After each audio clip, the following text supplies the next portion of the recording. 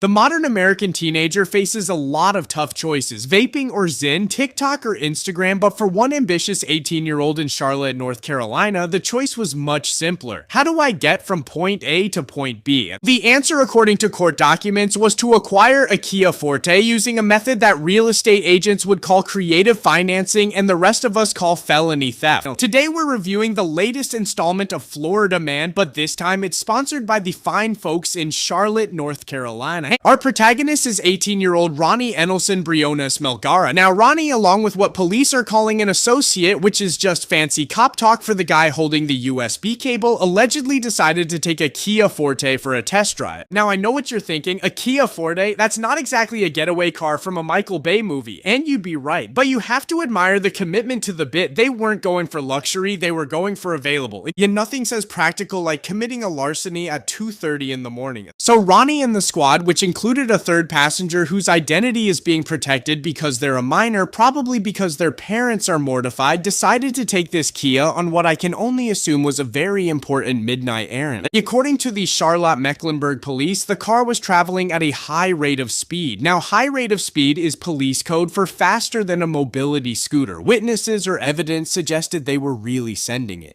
And here's where Ronny's plan hits a slight snag. You see, when you steal a car, you also inherit its handling characteristic. And the Kia Forte, while a zippy little commuter, is not exactly a Formula 1 car. It's more of a please drive me to the grocery store and back car, not a please drift me through a residential neighborhood at 2:30 a.m. car. Shocking no one with a driver's license, Ronny lost control. He ran off the road and introduced a telephone pole and a tree to the passenger side of the Kia. Now, when a car meets a telephone pole at a high rate of speed, the telephone pole always wins. The damage to the passenger side was, as police described it, significant, which is a polite way of saying it looked like a giant stomped on a can of soda. Sadly, the passenger, 18-year-old Anthony Smale Pavin Santos, was pronounced dead at the scene, a tragic end to what was probably supposed to be a joyride. Ronny and his juvenile accomplice were both taken to the hospital with life-threatening injuries. Ronny's injuries were apparently so life-threatening that he got to spend the next 2 months recovering before the police could formally ask him about his little adventure.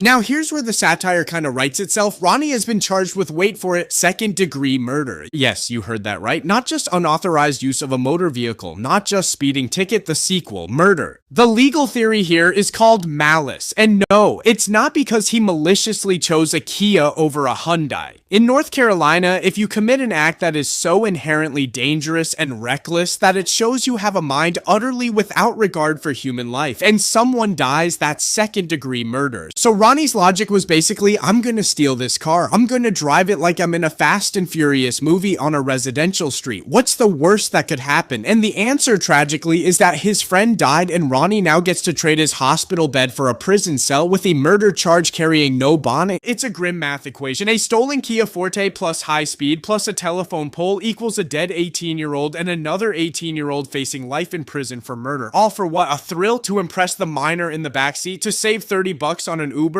Ronny had his first court appearance on March 9th. He's being held without bond. His co-defendant, the juvenile, is probably grounded for the rest of their natural life. And as for the family of Anthony Santos, they're left grieving. And what's the moral of the story? If you're going to steal a car, don't crash it. But more importantly, if you're going to be reckless with a 2-ton piece of metal, remember, your stupidity has a VIN number and it can be traced back to you.